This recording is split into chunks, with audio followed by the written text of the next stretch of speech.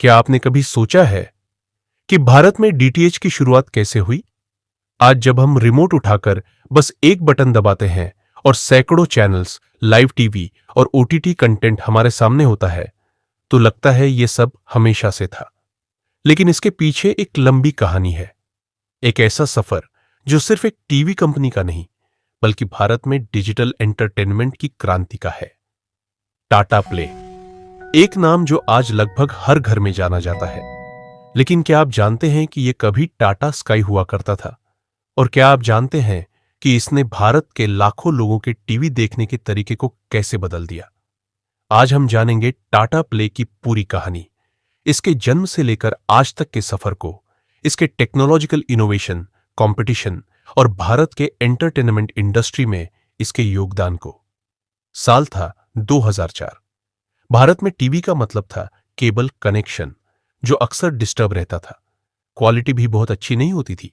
ऐसे में एक नया सपना देखा गया। टाटा ग्रुप, भारत का सबसे प्रतिष्ठित कॉरपोरेट समूह, और स्काई ग्रुप, ब्रिटेन की जानी मानी ब्रॉडकास्टिंग कंपनी, दोनों ने मिलकर एक साझेदारी की।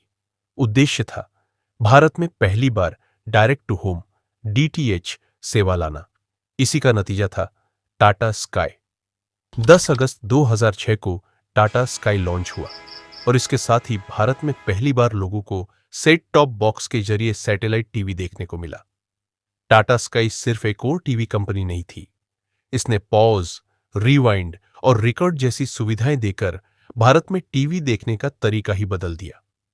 उस दौर में जब लोग सोचते थे कि लाइव टीवी को रोका नहीं जा सकता, टाटा स्काई ने वो कर दिखाया। फिर आया अगला बड़ा कदम, एचडी चैनल्स। इसी के साथ शुरू हुई बेहतर पिक्चर क्वालिटी की एक नई रेस। Tata Sky Plus HD device ने लोगों को पर्सनल रिकॉर्डिंग और बेहतर कंट्रोल दिया। और फिर आया मल्टी टीवी कनेक्शन, एक ही घर में कई टीवी पर एक ही अकाउंट से चैनल्स देखने की सुविधा। ये सारे फीचर्स उस समय किसी क्रांति से कम नहीं थे, लेकिन सफर इतना आसान नहीं था। जब टाटा स्काई ने शुरुआत की, तब डिश टीवी पहले से ही मार्केट में मौजूद था। फिर एयरटेल डिजिटल टीवी और वीडियोकॉन D2H जैसे प्लेयर भी आ गए। हर कोई डीटीएच बाजार का बड़ा हिस्सा चाहता था, लेकिन जहां दूसरी कंपनियां सस्ते प्लान्स और अधिक चैनल्स का वादा कर रही थी, वहीं टाटा स्काई ने फोकस किया क्वालिटी, कस्टमर सपोर्ट और इनोवेशन पर। और यही वजह थी कि ग्राहक टाटा स्काई को एक भरोसेमंद ब्रांड के तौर पर देखने लगे। 26 जनवरी 2022 एक बहुत बड़ा बदलाव हुआ। टाटा स्काई अब बन गया टाटा प्ले। अब सवाल उठता है, नाम क्यों बदला? टाटा प्ले का कहना था कि वो सिर्फ डीटीएच कंपनी नहीं रहना चाहता। उसका उद्देश्य था लोगों को एक कंप्लीट एंटरटेनमेंट एक्सपीरियंस देना, जहां टीवी चैनल्स के साथ साथ ओटीटी कंटेंट भी एक ही प्लेटफॉर्म पर मिले।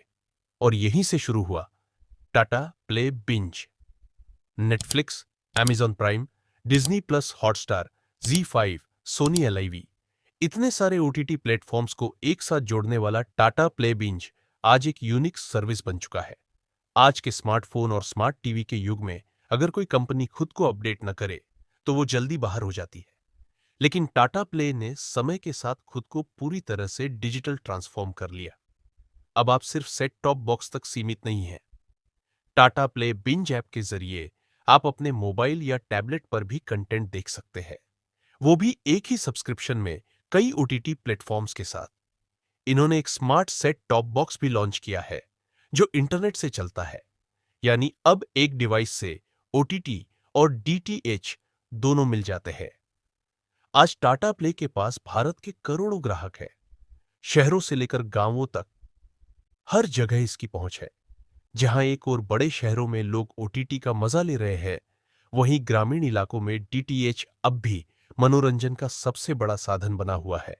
और टाटा प्ले दोनों ही दर्शकों को ध्यान में रखकर अपनी रणनीति बना रहा है। टाटा प्ले अब केवल एक डीटीएच कंपनी नहीं है, यह भारत में डिजिटल एंटरटेनमेंट इकोसिस्टम का हिस्सा बन चुका है।